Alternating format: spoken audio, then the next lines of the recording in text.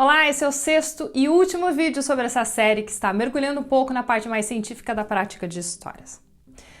Ouvir histórias nos possibilita uma mudança de perspectiva. Não diretamente num nível biológico, mas uma mudança de perspectiva do ponto de vista emocional, psicológico e muitas vezes até espiritual. Mas de certa forma também porque criar histórias criam imagens e porque imagens despertam emoções, muito em função das associações que comentamos quando falamos de neurônio espelho, quando engajamos o cérebro límbico, responsável pelas nossas emoções, nós engatilhamos emoções diversas durante o contato com uma história, disparando na nossa corrente sanguínea um verdadeiro coquetel químico de hormônios e neurotransmissores, ocitocina, endorfina, serotonina, dopamina e por aí vai. Além disso, já é mais do que conhecido que os nossos estados mentais influenciam a nossa saúde. O excesso de preocupação afeta diretamente o sistema imunológico e por isso, pessoas que possuem o vírus da herpes tendem a ter crises com mais frequência. Já o estresse é fator de risco para diversos problemas graves. Estima-se que 75% das doenças estão relacionadas com estresse, incluindo as cardiovasculares e diabetes. Agora, de acordo com o que o nosso cérebro entrega essas alucinações da realidade para nós? Como que é feita a entrega dos nossos modelos de mundo? A interpretação da realidade ela é feita de acordo com as nossas crenças, aquilo que eu acredito ser verdade. E não existe uma verdadeira e única e absoluta crença. Lembra que nós estamos constantemente testemunhando os paradoxos e a nossa ambiguidade? Como eu mencionei em vídeos anteriores, elementos simples da realidade, como as cores, por exemplo, são compartilhados por todos nós. Nós temos retinas parecidas, então vamos interpretar a frequência de cores de forma parecida. Se vamos atravessar uma rua cheia de carros, nós precisamos que os nossos sentidos nos atualizem sobre isso. Do contrário, essa alucinação nos faria ser atropelados. Agora, para construções além do mundo físico, mais complexas e intangíveis, o cérebro vai usar o nosso sistema de crença. Se acreditamos que o mundo é ruim, então o nosso cérebro vai agir e interpretar como se de fato fosse assim. Sistema reticular, como eu comentei antes.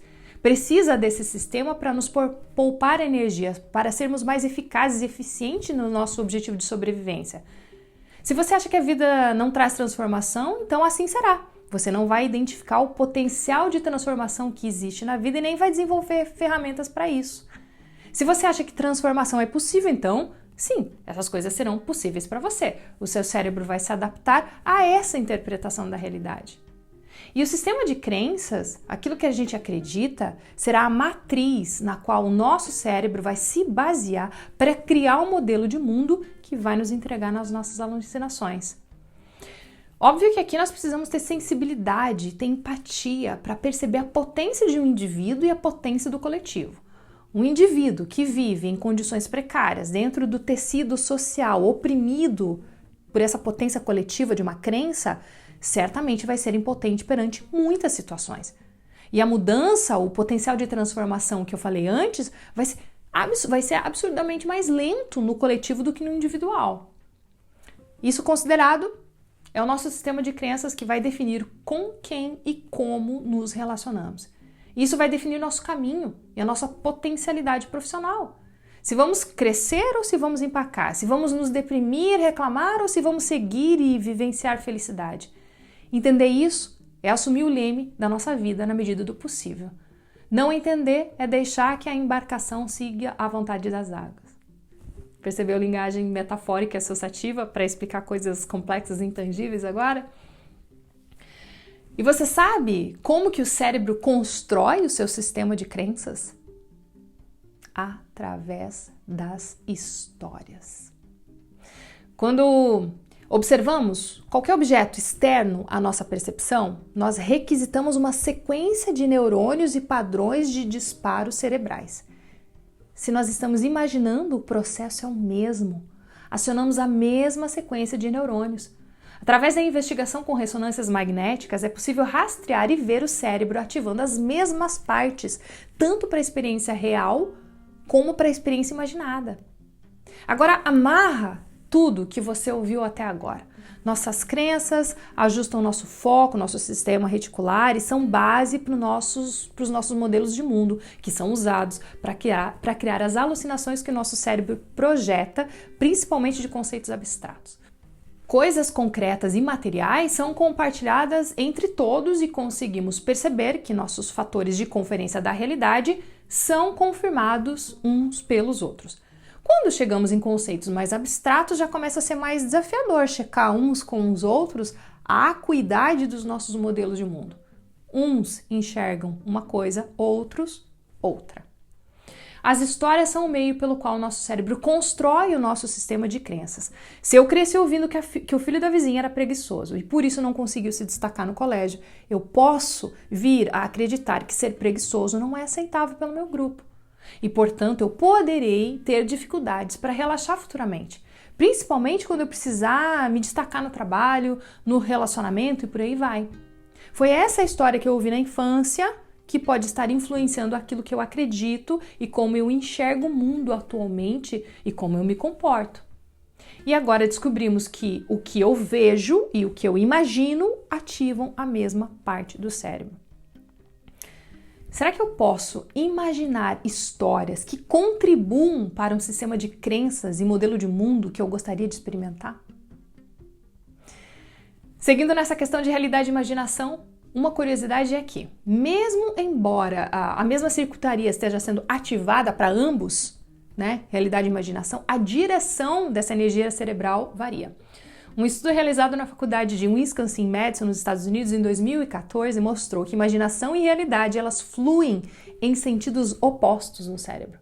Enquanto a imaginação tem um aumento de fluxo do lobo parietal para o lobo occipital, ou seja, das sensações para a visão, a realidade faz o caminho inverso, da visão para as sensações.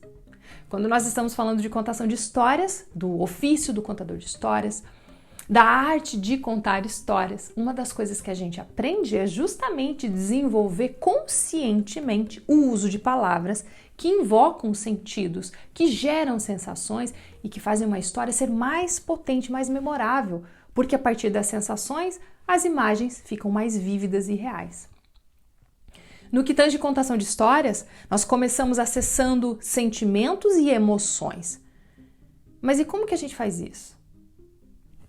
Conosco, primeiro. O contador de histórias faz com ele primeiro, usando o neurônio espelho. Contar uma história requer que a gente engaje as nossas emoções e os nossos sentidos. A tradição oral é justamente sobre essa permissão que nos damos de acessar e engajar sentidos que são percebidos pelo ouvinte graças ao neurônio espelho dele. E aí já sabemos que as sacadas oculares vão criando essa alucinação e ele vai gerando a visão daquilo que a história está contando. Você já pensou em desenvolver essa habilidade de saber usar histórias, praticar histórias, para incorporar ela na sua vida? Eu tenho certeza absoluta que é um diferencial incrível incorporar isso na sua vida profissional ou pessoal, seja lá qual for a sua área de atuação, mas principalmente para aqueles que estão em contatos com outros seres humanos. Essa é uma habilidade que te coloca em contato com a sua própria humanidade. Contar histórias é imaginar. Imaginar é ter liberdade. E para finalizar, eu quero contar uma história judaica para você, que eu acho que eu já contei em algum vídeo aqui da Conterapia, mas que vale a pena ser contada sempre.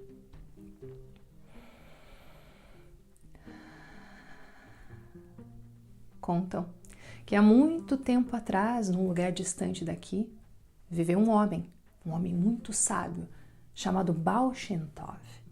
Este homem dedicou a sua vida a interceder por seu povo junto a Deus.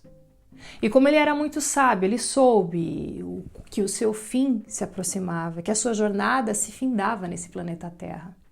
Então, ele reuniu todas as pessoas que viviam no vilarejo e disse a elas que logo ele faria sua passagem. E ele disse também que as pessoas não precisavam ficar aflitas ou se assustar, porque elas o acompanharam ao longo de toda a sua vida, elas estavam prontas. Podiam agora conduzir os rituais sozinhas. Ele disse para elas: vocês conhecem o lugar na floresta onde nos reunimos.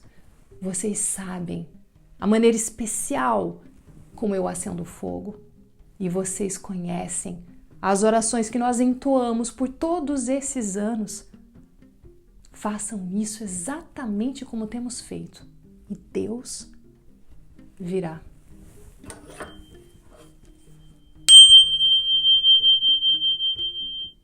A primeira geração após a morte de Baal Shem Tov fez exatamente como ele havia feito. E Deus veio. A segunda geração após a morte de Baal Shem Tov já não se lembrava mais a maneira especial de acender o fogo, mas eles se reuniram na clareira da floresta, eles entoaram as orações e mais uma vez Deus veio.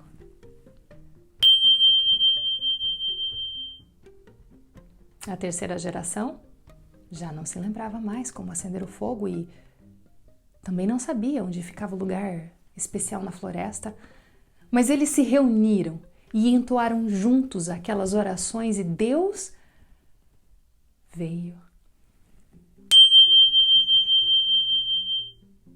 A quarta geração já não sabia acender o fogo, já não conhecia o lugar exato na floresta e também eles haviam esquecido as orações.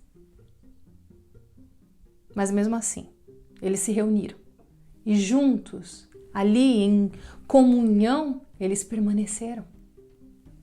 E dentre eles havia uma mulher que se lembrava de toda essa história. E ela resolveu narrar essa história em voz alta. E conforme a mulher foi falando, e aquela história foi tocando o ouvido e o coração de cada uma das pessoas que estava reunida ali, foi como se juntos eles entrassem naquela floresta, chegassem na clareira, acendessem o fogo e entoassem as orações. E mais uma vez Deus se fez presente.